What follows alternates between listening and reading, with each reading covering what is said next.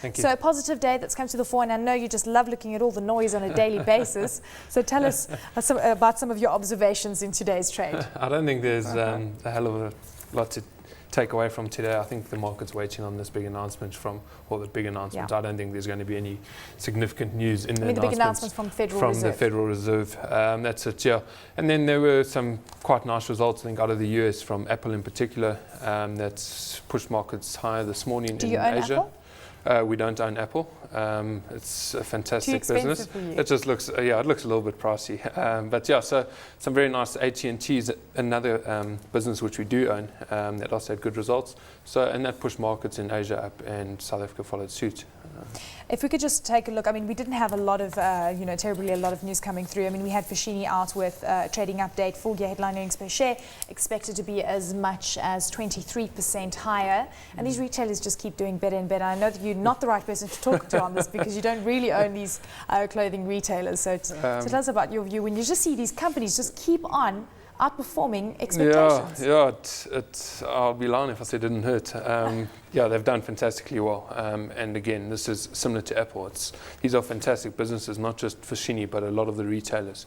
Exceptionally high quality businesses, and they're unfortunately priced for perfection. So from our point of view, a good way to turn a very good business into a bad investment is to overpay for it.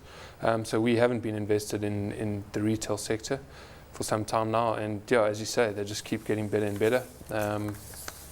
It hurts. I'm glad that I can't say that I'm happy that you're in pain, but I would like to touch on another stock that I've been keeping an eye out for. Tencent was under significant pressure in China today, dropping around 4%. We know that also its peers within this market also coming under pressure. Naspers is also down into today's session. I know Naspers is not really a stock that you look at, but what is your sense of a share such as Naspers getting pressure from what we see coming through on its Tencent stake?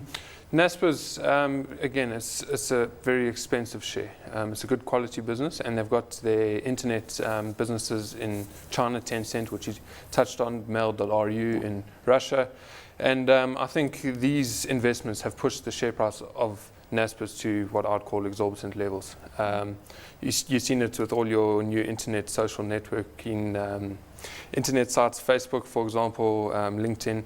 These companies, all of them sit on PEs of in excess of 100 times. Now, I know Tencent isn't quite there, but Tencent is exceptionally expensive, and everyone loves the Tencent story, the internet China story, and that's pushing Naspers to these levels. If you take a through-the-cycle look, Naspers is probably the most expensive share on the market, trading on a through-the-cycle P ratio of about 70 times. It's 7-year average earnings. So that's very expensive. But again, I mean, Naspers has done really well this year, and I know people value it on the sum of the parts, and therefore it doesn't look too bad. If you look at the 10 valuation, it's expensive. And I'm sorry that I keep touching on soft points, but I have to talk about Telkom, and I know that was one stock that you did hold and you eventually sold, and now Telkom announcing a cautionary once again, renewing its cautionary and saying that the deal with KT Corporation finalising the terms with regards to that. I can happily say Telkom's not such a soft point. We did hold it. We sold it probably about a year ago at about 35 Rand. Over the time period that we hold it, it did better than MTN would have done for us. You obviously had your Vodacom spin out. They're always declaring special dividends. Telkom's got fantastic assets. Obviously, the problem with it resides elsewhere, let me say. This will be a fantastic deal if KT do come and buy 20%. If they come and install their low-cost or low-margin business broadband internet business, I think they'll be fantastic for the consumer. Would you relook at Telkom as an investment? Not right now. I think Telkom is probably the definitive value share on the market. It's been that way for the last 5 or 6 years. As I said, it's fantastic assets. It's just the problems reside elsewhere. I think this KT deal would be very good in terms of diluting the main shareholder of Telkom being the government. On that note, let's touch on Pioneer Foods. Headline earnings, first half headline earnings per share expected to decrease by around 49%, as much as 49%. And this is a BE transaction that came through. Pioneer Foods, a company that you would be looking at? We don't hold Pioneer Foods directly. We do have indirect exposure to it through Zeta Investments. Obviously this decrease in headline earnings was the once-off transaction. I think if you remove that, I think the headline earnings per share is slightly down.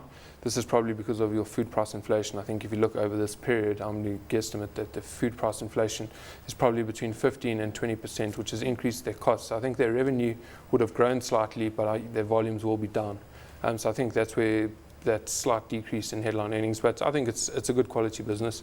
It's not expensive, but it's not screamingly cheap. I think it trades at a PE of what, 15 times. They're not good. These food retailers, producers are not good dividend payers. If you could kindly also divulge what stocks you've been buying and selling recently. I mean, market's looking slightly toppy, especially on the industrial front. Lots of value to be had though in the resource space. Yeah, resources continue their drive to value. If you look over the past 3 years, I think industrials and financials have done around about 120% in nominal terms. Resources have done about 50 to 60%. So they've underperformed heavily, so there's exceptional value there.